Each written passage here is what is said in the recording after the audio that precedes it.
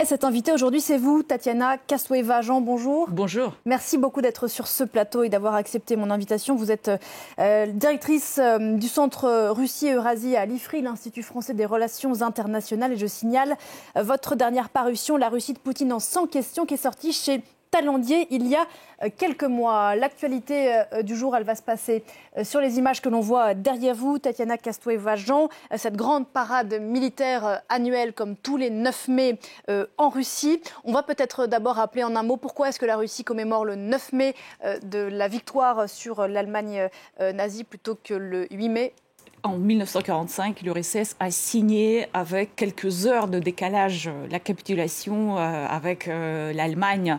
Et en vérité, le décalage horaire était très petit, mais cela fait que les Occidentaux célèbrent la victoire le 8 mai et l'URSS, ça a toujours été le 9 mai. Aujourd'hui, il y a un débat d'ailleurs en Ukraine, et d'ailleurs, c'est plus un débat parce que c'est tranché. L'Ukraine, même si pour une partie de la population, le 9 mai, c'était une date sacrée, va plutôt joindre l'Europe pour fêter la journée de la victoire le 8 mai. Un choix éminemment symbolique, et d'ailleurs l'Ukraine va prendre ce 9 mai comme la journée de l'Europe. On en parlait tout à l'heure. La Seconde Guerre mondiale, c'est pour la Russie 20 millions de morts, 20 millions de personnes qui ont perdu la vie.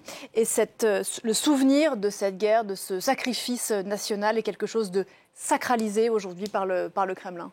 Tout à fait, c'est une mémoire qui est sacralisée. C'est même 27 millions de morts, le chiffre qui a toujours été repris par les différentes autorités. Et ces dernières années, même on disait que ce chiffre était bien supérieur et allait jusqu'à plus de 40 millions de personnes. Autant dire que la plupart des familles russes ont été touchées d'une manière ou d'une autre par cette guerre. Soit ils ont perdu des personnes qui étaient proches, les grands-pères, soit ils ont travaillé à l'arrière pour assurer les besoins du front. Et c'est vraiment un thème unificateur et qui fait aujourd'hui partie c'est le pilier, un vrai pilier de la mémoire historique et qui fait partie de ce patrimoine. C'est vraiment un élément unificateur pour tout le peuple. Chaque année, ce 9 mai donc, est l'occasion de cérémonies et de grands défilés militaires. C'est la deuxième fois cette année depuis l'invasion de l'Ukraine l'année dernière, sauf que entre le 9 mai l'année dernière et aujourd'hui, 12 mois se sont écoulés et les choses ont changé. L'année dernière, les Russes avaient peut-être encore l'idée d'écraser très rapidement les Ukrainiens. Ça n'est pas arrivé. Les défilés de cette année ont lieu dans un contexte de difficulté pour les Russes sur le terrain. En effet, c'est tout à fait différent. L'année dernière, je pense que Vladimir Poutine pouvait espérer, en tout cas cela semblait être son calcul, de fêter aussi la victoire sur l'Ukraine nazie. Parce que dans le discours russe, l'Ukraine, c'est un État qui est dirigé par un gouvernement nazi. Cette année, on voit bien que la guerre s'est enlisée. Les Russes se posent beaucoup de questions, même si l'expression dans l'espace public est très contrainte.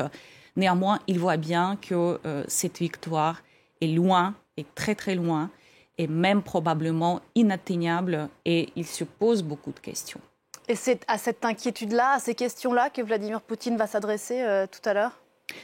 C'est en 3 temps. Vladimir Poutine va faire son discours, et je pense qu'il va faire le lien direct entre la victoire dans la grande guerre patriotique, comment ils appellent la guerre, et la guerre de 1940. justifier les objectifs de la guerre d'aujourd'hui.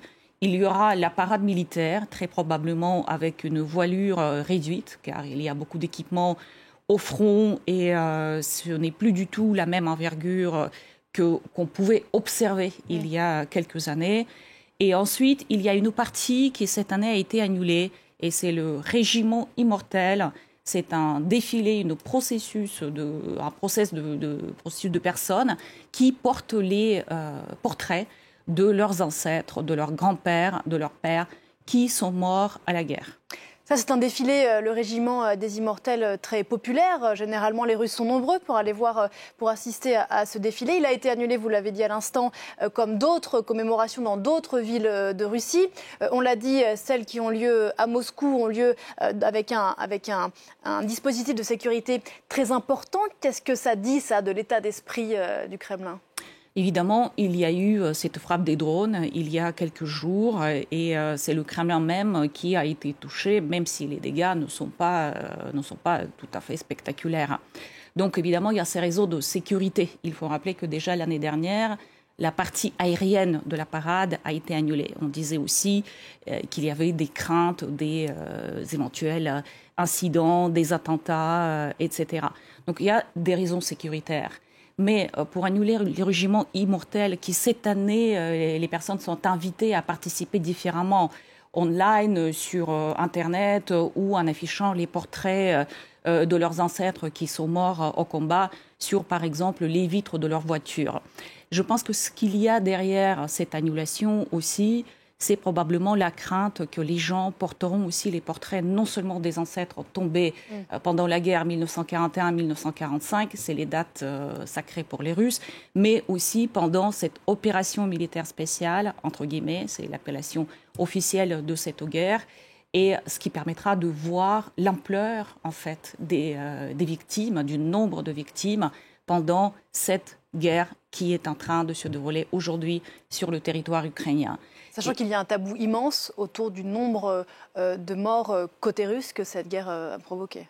Bien sûr, tout à fait. Les chiffres exacts ne sont pas connus. D'ailleurs, c'est la même chose côté ukrainien.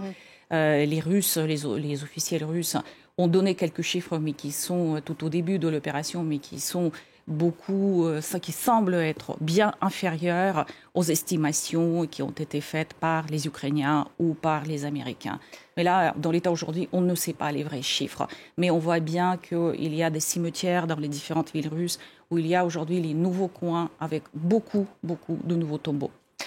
Justement, on disait avant le début de cette guerre, ou en tout cas dans le début de cette invasion russe de l'Ukraine, qu'au bout d'un moment, le poids de la guerre et la réalité dans le deuil vécu par les familles russes, on disait qu'au moment où les cercueils des soldats reviendraient dans les familles russes, petit à petit, les voix s'élèveraient contre un coup humain qui serait trop fort. Ça n'est pas le cas. Vous disiez tout à l'heure que l'expression de l'opinion publique russe était très contrainte. Est-ce qu'on peut dire que dans l'immense majorité, jusqu'ici, cette opération spéciale est encore soutenue par l'opinion publique russe, ou c'est que c'est un silence coupable, un silence complice? Comment qualifier ceci? On a beaucoup de mal à dire ce que pensent vraiment aujourd'hui les Russes. On n'entend que les voix qui soutiennent la guerre.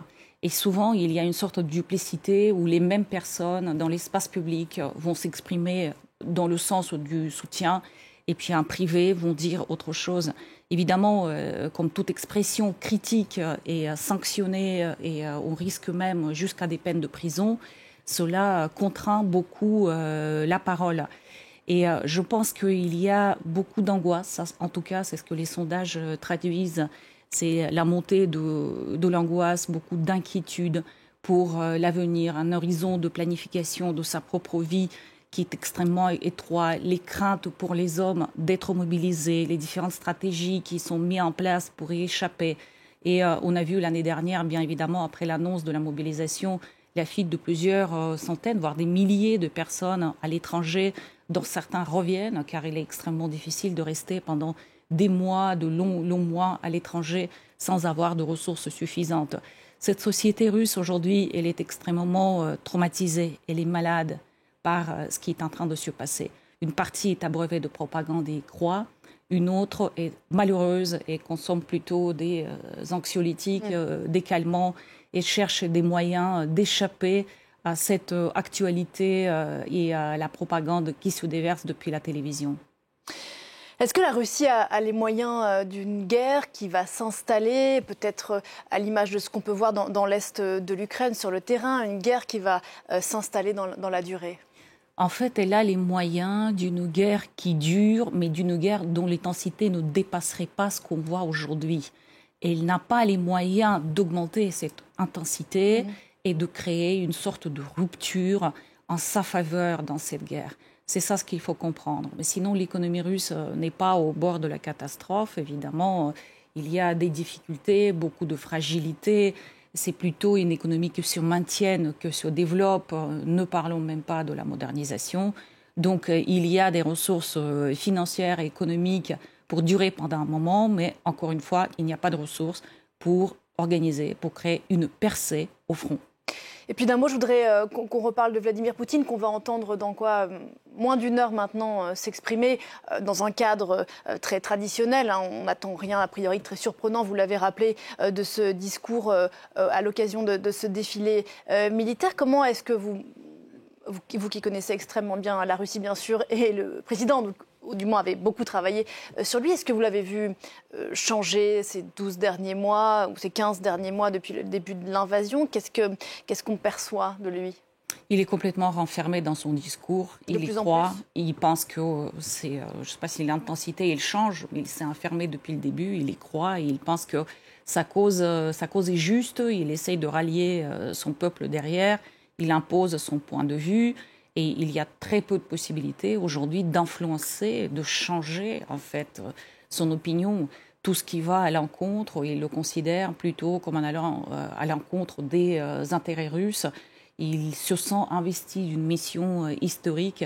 Il va continuer. Donc je pense que tant que Vladimir Poutine est au pouvoir, il va défendre ce type de politique anti-ukrainienne et anti-occidentale.